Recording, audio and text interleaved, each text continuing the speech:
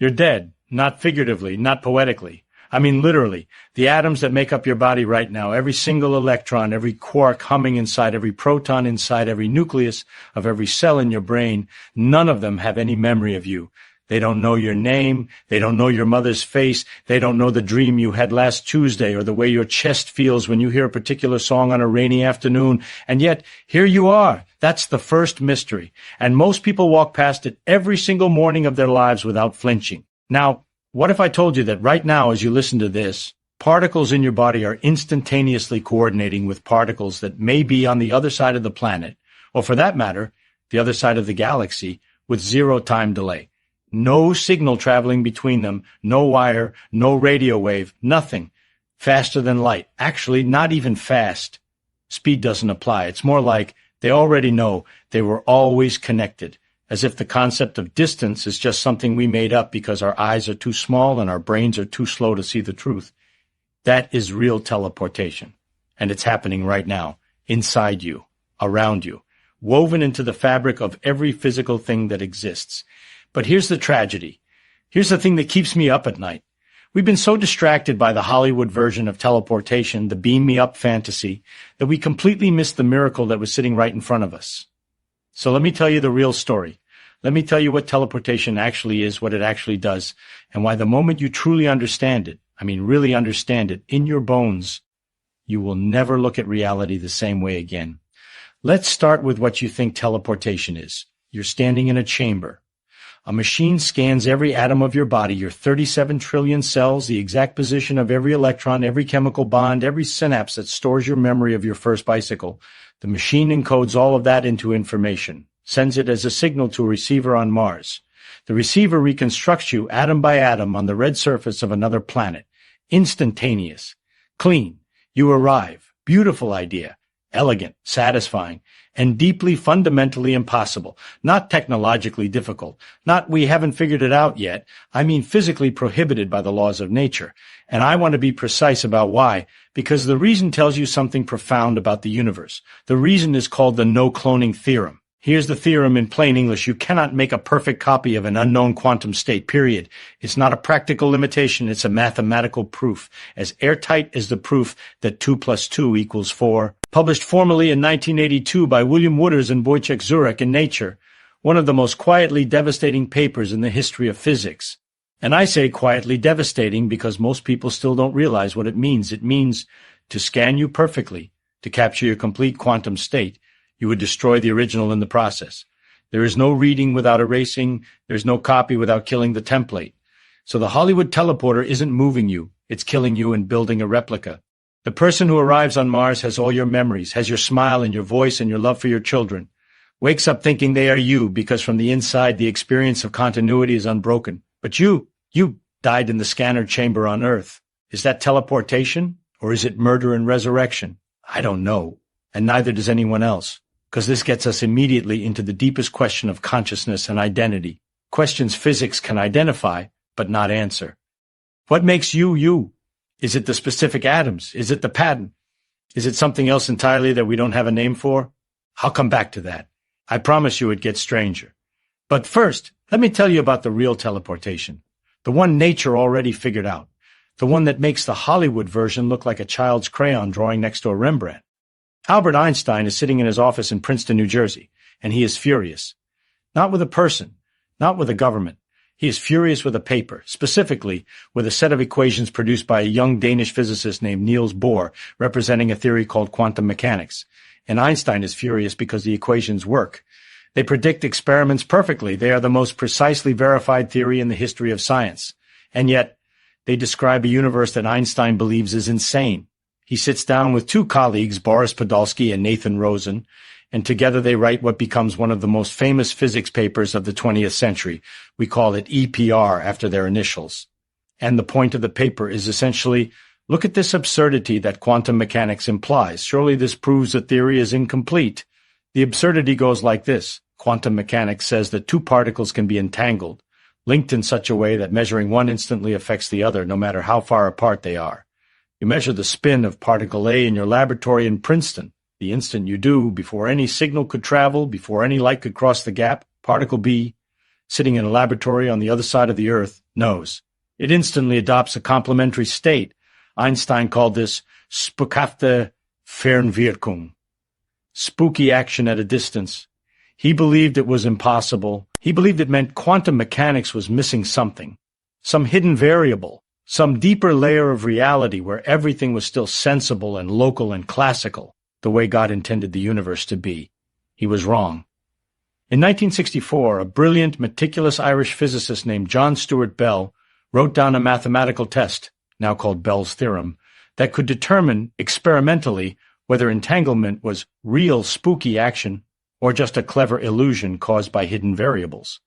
Bell designed it so that if the correlations between entangled particles were too strong to be explained by any local hidden variable theory, then nature truly was non-local, truly did have this instantaneous connection built in. The tests were done by John Clauser, by Alain Aspect, by Anton Zeilinger. Repeated, refined, checked, rechecked over decades. The results were unambiguous. Nature is non-local. The correlations are too strong. They cannot be explained by hidden variables. They cannot be explained by signals traveling at any speed. The only explanation is that entangled particles are, in some sense that tears apart our classical picture of space, not separated. Distance between them is, in some fundamental sense, an illusion. In 2022, Clauser, Aspect, and Zeilinger won the Nobel Prize in Physics for this work. Let me say that again. The Nobel Prize for proving that spooky action at a distance is real. Einstein was wrong. The universe is spooky. And the implications, sit down, because the implications are what nobody tells you in high school physics class. Now we have the setup. We have entanglement, this bizarre, non-local, instantaneous correlation between particles. In 1993, a team of 6 physicists, Charles Bennett, Gilles Brassard, Claude Crepeau, Richard Joseph, Asher Perez, and William Wouters, published a paper in Physical Review Letters that changed everything. The title was matter-of-fact, almost boring, Teleporting an Unknown Quantum State via Dual Classical and Einstein-Podolsky-Rosen Channels. Within that dry title was a miracle. They had figured out how to actually teleport something. Here's how it works. And I want you to follow this carefully because every step is important. You have 3 particles. Call them A, B, and C. Particles B and C are entangled. They're bound together in that strange non-local quantum marriage we talked about. Particle A is the one you want to teleport. It has some quantum state, some precise configuration of spin and phase that encodes information. You, the sender, have particles A and B. Your friend, the receiver, has particle C, which is entangled with your B. Now you perform what's called a Bell state measurement on particles A and B together. This is a joint measurement. You're not reading them separately, you're reading their relationship. And this measurement does something extraordinary. It creates a connection between particle A's original state and particle C, which your friend is holding on the other side of the world.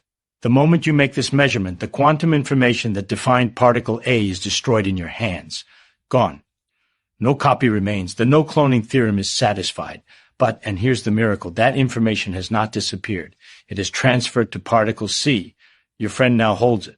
The quantum state of A has been reconstructed in C, instantaneously, regardless of distance. You then send your friend 2 classical bits of information, 2 ordinary pieces of data traveling at normal speed through a normal channel, that tell him which of 4 possible operations to perform on particle C to complete the reconstruction. These 2 bits are the key that unlocks the teleported state. And when he applies that operation, particle C becomes what particle A was, perfectly, completely, every quantum detail preserved. This is quantum teleportation. Not science fiction, not metaphor, real.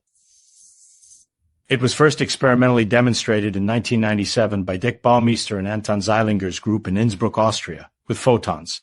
It has since been demonstrated with atoms, with ions, across fiber optic cables, across open air, and in 2017, from the ground to a satellite in orbit, over 1,400 kilometers away.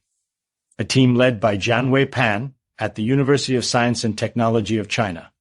Satellite-based quantum teleportation. Verified. Published in Science. Now stop. I need you to feel the weight of what I just said. We have teleported quantum information, real physical information about a real physical state, from Earth to a satellite in space. Not a metaphor, not a simulation. We actually did it. And here's the thing I haven't told you yet. Here's the part that makes my head spin. Even after decades of thinking about this, what is the quantum state? I want you to think about what it means to teleport a quantum state. The quantum state of a particle is everything about it, not just its position and momentum. In quantum mechanics, we've long since given up on knowing both of those precisely at the same time. I mean, its complete description, its superposition, its entanglement with other particles. Every interference pattern, every probability amplitude, every maybe built into the particle's existence. The quantum state is the particle's identity in the most complete sense physics can muster. And we can move it instantaneously, with zero physical substance crossing the gap. Now, I want to ask you a question, and I want you to sit with it rather than dismiss it. What are you? Not philosophically. Physically. What is the physical substrate of your experience of being you? You are made of atoms. We know that roughly 7 times 10 al, 27 of them. That's a 7 followed by 27 zeros. Carbon, hydrogen, oxygen, nitrogen, calcium, phosphorus, assembled over millions of years of evolution into a structure of incomprehensible complexity. But here's what bothers me. The atoms in your body are not the same atoms they were 7 years ago. Most of them have been replaced. The carbon in your muscle cells, the molecules in your neurons. Your physical substance is like a river. The pattern persists, but the water changes. So you are not your atoms, you are your pattern, your arrangement. But now, here's where the abyss opens. Is your pattern a quantum state? If the full description of what you are requires a quantum mechanical account, then the no-cloning theorem applies to you. You cannot be copied without being destroyed. And quantum teleportation is the only physically valid way to move you without destroying that essential quantum information. Most physicists, when they hear this, make a face and say, no, the brain is a warm, wet, noisy environment. Quantum coherence can't survive there. Your consciousness is classical. And for decades, that was the consensus. Then Roger Penrose and Stuart Hameroff came along. Roger Penrose is one of the greatest mathematical physicists alive. Nobel Prize 2020. He is not a crank. He is not a New Age mystic. He is a man who can derive solutions to Einstein's field equations, while most of us are still looking for our car keys. Stuart Hameroff is an anesthesiologist, a doctor who studies consciousness, specifically what happens to it when general anesthesia switches it off like a light. Together, in the 1990s, they proposed something called orchestrated objective reduction, ORCHOR for short, and the physics community reacted to it roughly the way the medieval church reacted to Galileo. Their claim, consciousness arises from quantum computations occurring inside microtubules, tiny protein structures inside neurons. Not just neurons firing across synapses in the classical way we learned in school. Quantum computation, superposition, entanglement happening inside the brain. And not just quantum computation, quantum collapse. The wave function, they argue, collapses in a way that is not fully random and not fully determined. It is, and this is the word that made everyone uncomfortable, orchestrated by the geometry of space-time itself. Consciousness, in their framework, is a quantum gravitational phenomenon. It is woven into the structure of reality. The criticism was fierce. Decoherence, the critics said. The warm brain would destroy quantum coherence in femtoseconds. Impossible. Then the photosynthesis experiments happened. In 2007, Graham Fleming's group at UC Berkeley was studying photosynthesis in green sulfur bacteria. Photosynthesis, the process by which plants and bacteria convert sunlight into energy, about as warm and wet as biology gets. They were looking at the protein complex called FMO, the Fenner-Matthews-Olsen complex, which acts as a quantum antenna, routing the energy from sunlight to the reaction center where it can be used. They expected to find something classical. Efficient, yes, but classical. What they found stopped them cold. Quantum coherence, quantum beats. The energy was not hopping randomly from molecule to molecule the way a classical billiard ball would. It was traveling in superposition, exploring multiple pathways simultaneously like a quantum wave, finding the optimal route to the reaction center with near-perfect efficiency in a warm, wet biological system at room temperature. This was not supposed to be possible. The paper was published in Nature in 2007. It triggered an entire new field, quantum biology. And suddenly the dismissal of Penrose and Hameroff started to look a little less confident. If quantum coherence can survive long enough to matter in plant photosynthesis, why couldn't it survive in microtubules? Why couldn't the brain be at some level a quantum system? I'm not telling you ORCH or is proven. It isn't, not yet. The experiments required to test it are extraordinarily difficult, but it is no longer obviously wrong. And the distinction between obviously wrong and might be right is everything in science. Because here's what it would mean if Penrose and Hameroff are right. If consciousness is a quantum phenomenon, then you are a quantum state. And quantum states can be teleported. Not your body, your mind, your experience of being, your memories, your fears, your capacity to love. A quantum teleporter doesn't send atoms, it sends the information, the pattern, the soul, if you want to use that word, though I try to avoid it in polite scientific company. But whatever it is, the thing that makes you, you, if it is quantum, then it can be moved. Let me pull back for a moment. Let me take you somewhere even stranger. We've been talking about teleporting things, particles, states, maybe minds. But what if teleportation isn't just a technology we're developing? What if it's something the universe is already doing constantly at every scale? Consider the electron in a hydrogen atom. It doesn't orbit the nucleus like a tiny planet. The Bohr model, still shown in every high school textbook, is wrong. The electron exists in a probability cloud, an orbital, that describes not where it is, but where it might be found when you look. Until you look, it is genuinely, actually physically in a superposition of many positions simultaneously. When you look, when a measurement happens, when the electron interacts with something, the wave function collapses. The electron chooses a position instantaneously. The entire probability cloud, which might have extended over a region many times the size of the atom, collapses to a point. Where did the other possibilities go? They didn't travel. They didn't fade. They just stopped being everywhere except one place. That is teleportation, not a metaphor, actual teleportation. The physical state, which was distributed over a region of space, instantaneously localizes every time, trillions of times per second in every cubic centimeter of matter in the universe. You are made of particles that are continuously teleporting their own states. The ground you stand on is made of particles that are continuously teleporting their own states. The light hitting your eyes is made of photons that propagate as waves extending across space and then, upon absorption, teleport their entire existence into a single atom in your retina. We built the concept of teleportation as a fantasy, a way to move from here to there without crossing the space in between. And the whole time the universe has been doing exactly that at the atomic level as a matter of routine. Now here is where things get concrete and urgent, where the philosophy meets the engineering. We are currently building a quantum internet, not metaphorically, right now. Teams in China, the Netherlands, the United States, Japan, and the European Union are laying the groundwork for a global network that uses quantum entanglement and quantum teleportation as its backbone. In 1920, Stephanie Weiner's group at Delft University of Technology in the Netherlands demonstrated a 3-node quantum network, a network of 3 entangled locations that could teleport quantum states between them on demand. The nodes were named Alice, Bob, and Charlie, as is the tradition, and the quantum information flowed between them not through any classical copying process, but through genuine quantum teleportation. This is not a curiosity experiment. This is the precursor to infrastructure. What would a quantum internet do? First, absolute security. Not very hard to break, physically impossible to break. Because quantum information cannot be copied, the no-cloning theorem again, any attempt to eavesdrop on a quantum communication destroys the message and alerts the sender. Eavesdropping is self-defeating. The physics makes it so. Second, quantum computing at scale. The quantum computers we're building today are isolated. They lose their quantum coherence quickly, a problem called decoherence, the same one critics threw at Penrose and Hameroff. A quantum internet could link these computers together through entanglement, allowing them to operate as one coherent system despite being physically separated. Third, and this is where I have to slow down and make sure you feel this, precision beyond anything classical physics can offer.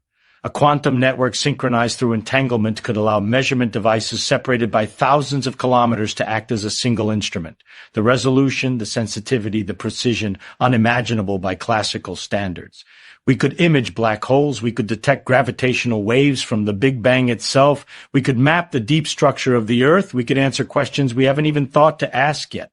And the backbone of all of it is quantum teleportation, moving states, moving information instantaneously without transmission through the entangled fabric of a network that spans the planet. We are building the teleporter, not the Hollywood version, the real one.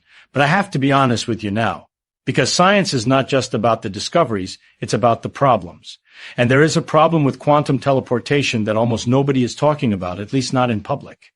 It is the problem of identity. Let me tell you a story.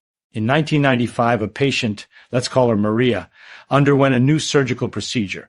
During the surgery, she suffered a brief cardiac arrest. Her brain was deprived of oxygen for approximately 4 minutes before resuscitation.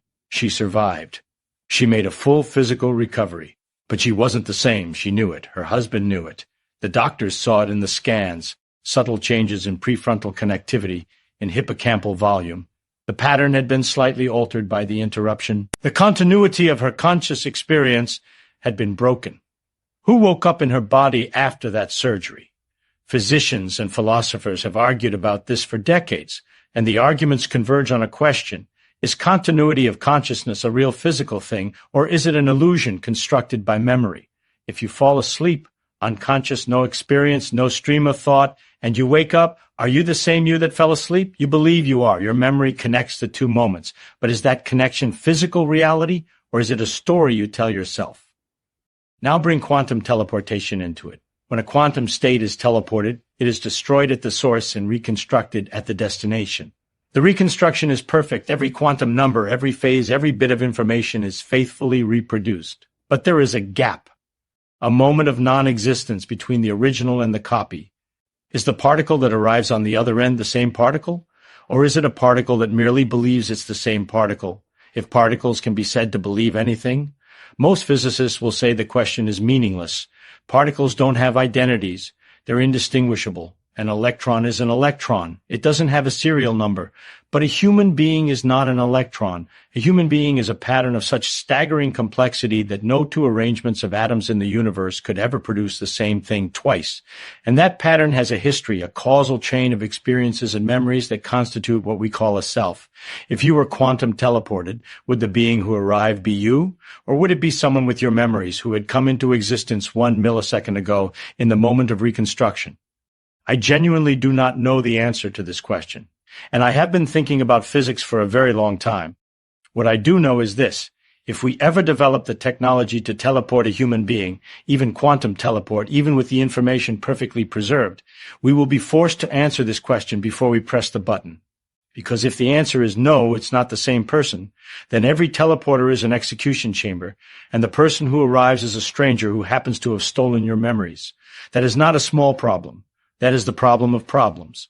Here's something I find endlessly amusing. Philosophers have been arguing about this exact question for 2,500 years. Heraclitus said, "You cannot step in the same river twice. The water changes, the banks shift. Is it still the same river?" He was thinking about continuity and identity in a world where everything is in flux. Plutarch told the story of the ship of Theseus, a ship so old and revered that as each plank rotted, it was replaced, until eventually every single piece of the original ship had been replaced.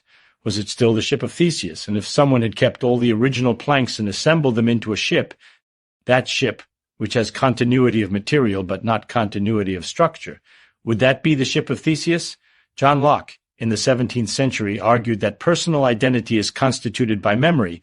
You are the continuity of your conscious recollections. Hume argued there was no self at all, just a bundle of perceptions, a rushing river of sensation and thought with no core entity holding it together. And now, 3 centuries after Locke and 25 centuries after Heraclitus, quantum physics has handed us the most extreme version of their puzzle, not if the planks are replaced, but if the information of every plank is transmitted perfectly to a new set of planks with the original destroyed. The philosophers were working without a laboratory. They were doing thought experiments. Now we have an actual laboratory experiment, quantum teleportation, that physically embodies the paradox they were arguing about.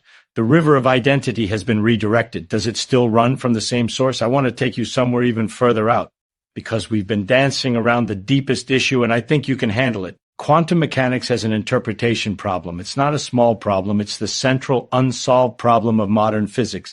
And it's been unsolved for 100 years, and the reason it's unsolved is that it touches something, some boundary, where our concepts run out and we're left holding empty words. The wave function, the mathematical object that describes a quantum system, evolves in a perfectly smooth, deterministic way according to the Schrödinger equation. No randomness, no collapse, just a wave spreading and interfering, perfectly predictable. But when we measure the system, when we look, the wave collapses to a single outcome. The superposition ends. One possibility is realized, the others vanish. What causes this collapse? We don't know. That's not modesty. That's the truth. We have no physical theory of collapse. We don't know what makes a measurement. We don't know where the line is between quantum systems and classical systems, or if there even is a line. The Copenhagen interpretation says, don't ask, shut up and calculate. The wave function is just a tool for predicting probabilities. There's no reality behind it. Shut up, calculate. Everett's many worlds interpretation says there is no collapse. The wave function never collapses. Every time a measurement occurs, the universe branches. Every possible outcome is realized in different branches that can no longer interact. There is a universe where you are listening to this, and a universe where you turned it off after the first 10 seconds, and a universe where you were never born, and they are all equally real, running in parallel forever. In the many worlds interpretation, quantum teleportation doesn't move your quantum state. It copies it into a branch where the state is over here, while in other branches it's over there, and when the original is destroyed, those branches become inaccessible. Is the teleported you the real you? In many worlds there is no answer, because both of you are equally real in their respective branches. And then there's a third interpretation, one I find the most unsettling, called cubism, or quantum Bayesianism. Its proponents, Christopher Fuchs, Rudiger Schack, and N. David Merman, argue that the wave function is not a description of reality at all. It's a belief, specifically an agent's best guess about what it will experience next, encoded in probability amplitudes. Quantum mechanics, in this view, is a theory about experience, not about particles, about the world as it appears to a conscious observer, not about the world as it is in itself. In cubism, teleportation is not moving information. It is updating beliefs.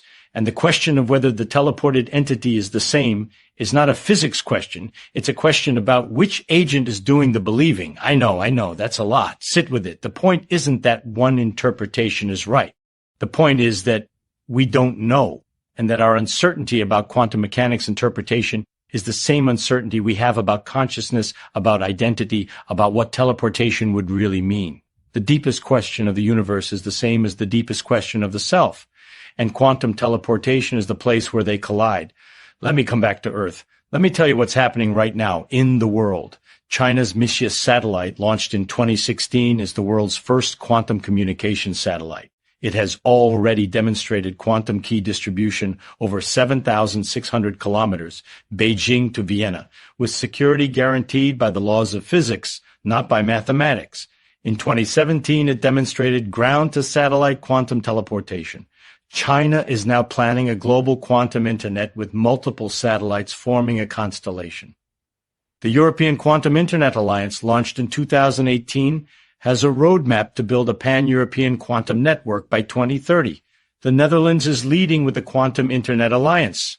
The United States National Quantum Initiative, signed into law in 2018, has allocated billions of dollars to quantum information science. Argonne National Laboratory and the University of Chicago have demonstrated entanglement over a 52-mile quantum loop in Illinois. The quantum internet is not a dream, it is a construction project, with schedules and budgets and engineers and arguments about standards and protocols. And at its core is quantum teleportation, the thing Einstein called impossible, the thing nature has been doing since the Big Bang. We are reverse engineering a feature of the universe that was already there, built in, waiting for us to notice it. But it's not just communication.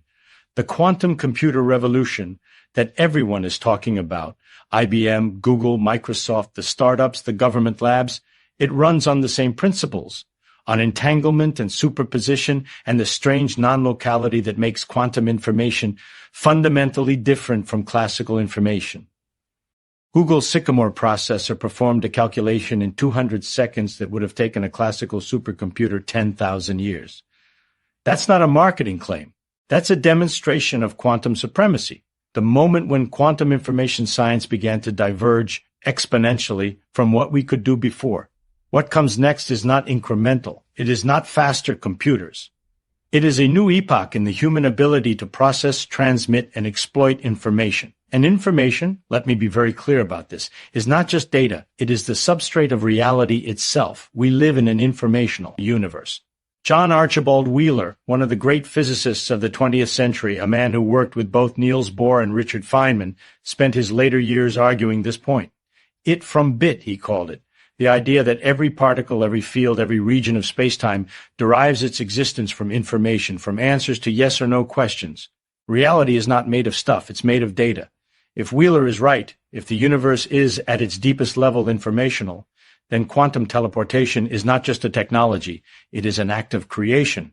The movement of information from one part of reality to another without traversing the space between them is the universe rewriting itself. Reality is literally restructuring in a way that violates our most basic intuition about what space is and what it means to be located somewhere. We are building machines that do this deliberately. We are learning to speak the universe's own language. I want to leave you with a question, not an answer. I don't have one to give you, but a question that, if you hold it in your mind, will change the way you see everything. Here it is. If information can be teleported, if the quantum state that defines a physical object can be moved without the object itself moving, then what is the difference between information and reality? When quantum teleportation moves the state of particle A to particle C, when C becomes what A was, we don't usually ask, but where did A's particleness go? Because that's not how we think about it. We think of the state as the essence of the particle, not as a property of the particle. Move the state and you've moved the particle as far as physics is concerned. But then what is the particle? What is the substance beneath the state? What is the thing that the information is describing? And if there's no answer to that, if the information is the particle, the state is the thing, the pattern is the reality, then what are we? We are arrangements of information. We are patterns in a quantum field. We are structures in an informational universe that was written into existence 13.8 billion years ago and has been executing ever since. And that pattern, your pattern, this astonishing, irreplaceable, never-to-be-repeated configuration of quantum states that constitutes the experience of being you, is in principle portable, in principle movable, in principle preserved, even in the face of the physical death of the substrate it runs on. This is not mysticism, this is physics. The universe does not care about atoms, it cares about information. And information, real quantum information, has no fixed address. You know what I love about all of this? I love that it's strange. I love that it refuses to be comfortable. I love that every time we peel back a layer of reality, we find not simplicity but depth. Not a bottom, but another level of mystery. People sometimes ask me, doesn't it bother you not knowing what consciousness is, not knowing what collapse is, not knowing whether the teleported version is really you? Doesn't it keep you up at night? No, it delights me. Because the known is pleasant, but the unknown is where the adventure is. And there is so much unknown. We have been doing physics for 4 centuries, and we have found out that the universe is stranger than anyone suspected, and that it keeps getting stranger the deeper we look, and there is no sign at all, that we are approaching the bottom. Quantum teleportation is not a solved problem that engineers are now implementing. It is a half-solved problem that keeps generating new questions faster than we can answer them. What is the nature of entanglement? Is it a kind of structure in space-time? Physicists like Mark van Ramsdonk and Juan Maldacena are now arguing, based on the ADS-CFT correspondence, that entanglement is literally what space-time is made of, that the connectivity of space, the fact that here and there are different places, is a consequence of entanglement. If you remove the entanglement, space-time falls apart. Space-time is woven from quantum teleportation. Let that land. The fabric of the universe, the stage on which all of physics plays out, the very geometry of space and time. It may be a consequence of quantum entanglement and quantum information. Space itself may be a kind of quantum network, and teleportation may be not an exotic technology we're building, but the basic operation by which the universe maintains its own coherence. You ask whether teleportation is real. It is more real than the chair you're sitting in. The chair feels solid because the quantum interactions between its atoms create an effective potential barrier against your weight. But at a deeper level, the chair is quantum fields. The atoms are quantum excitations. The bonds are quantum correlations.